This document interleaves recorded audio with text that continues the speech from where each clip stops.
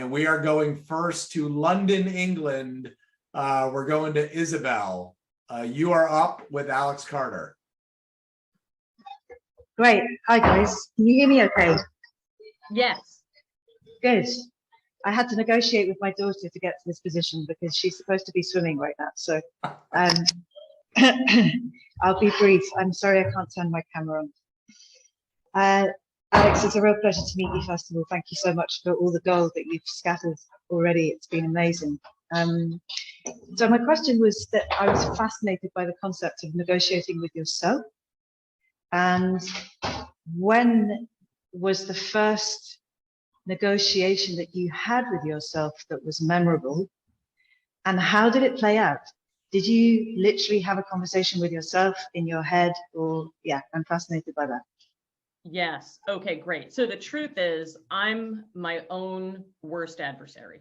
I like to say, you know, that in negotiation, you can either be your greatest advocate or your greatest adversary. Pick one. Right. And I'm here to tell you that for me, part of the reason I think I'm such an effective negotiation coach is that I've played every trick on myself there is. Okay. I have had all the doubts, all of the internal conversations, all of the imposter syndrome.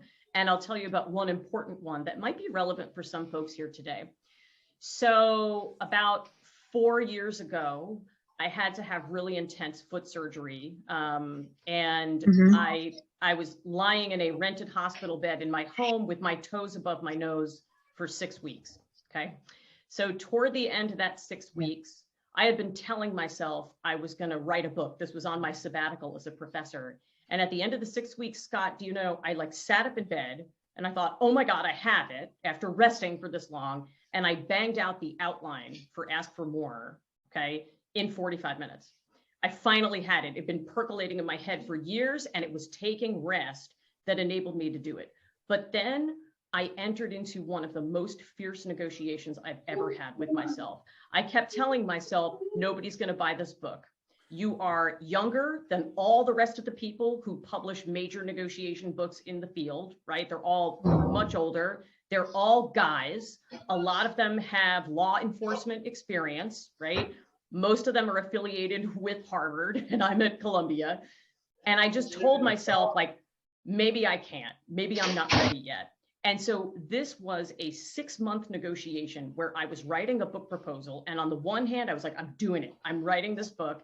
And on the other hand, some days I couldn't write because my brain was telling me, like, you're not worthy. Nobody's going to buy this book. Like, you're not going to get a deal and all that. But in the end, I won the negotiation. It took me 6 months to write this book proposal. And here's what I want to tell you. I sent it cold, unsolicited, to one of the biggest agents in all of nonfiction. I took my shot and she called me back the next business day and she was like, I love it. Let's do it. I'm going to represent your book.